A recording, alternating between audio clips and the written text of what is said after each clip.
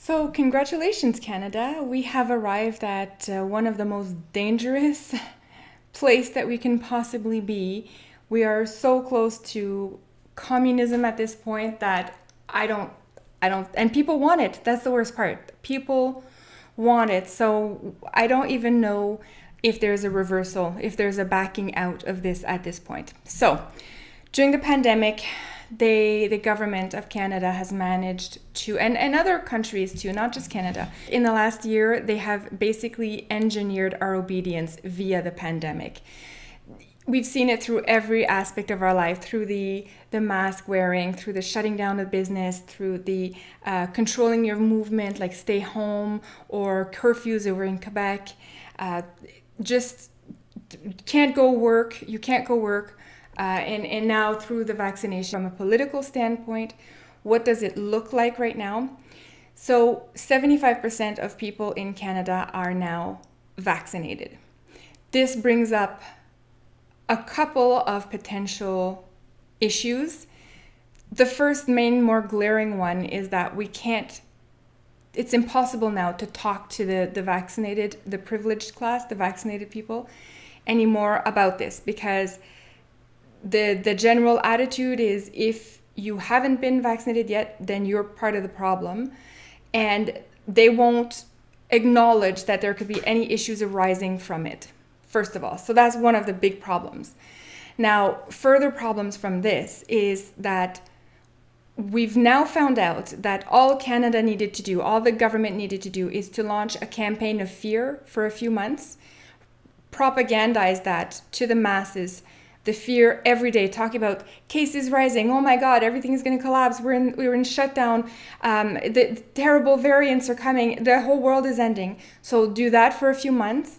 And the end result, what we've taught the government, who is now drunk on power, is that the end result is that 75% of the people will willingly go and do whatever you ask them to. They'll stay home. They'll wear a mask. They'll get the jab. So now that we know that, the government has essentially understood how it is that they can basically manage anything in the future. They can, in the future, create any form of crisis that they wish to.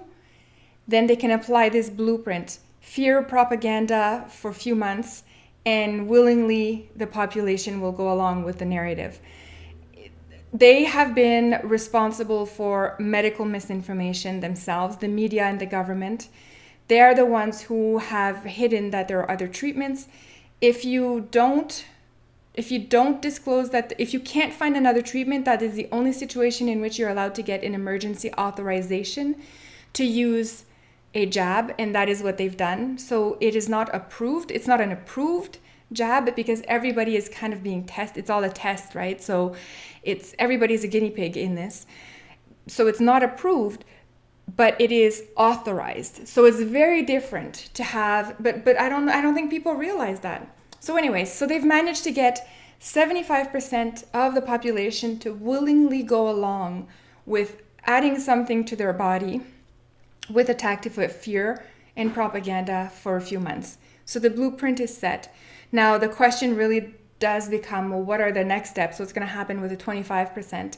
Well, that's where they're doing all the lotteries, for example. They're doing all of these incentives. Like the Foo Fighters had their concert a few weeks ago, and only the people that had gotten the jab were able to attend. So it's opening up privilege to the 75% class, the privileged class, giving them their freedoms back, giving them the ability to do things, giving them the ability to go and berate people who did not get jabbed yet. And that is how they are going to slowly get more and more people to go over. They're going to threaten people at work, saying if you don't get the jab, you can't work here anymore.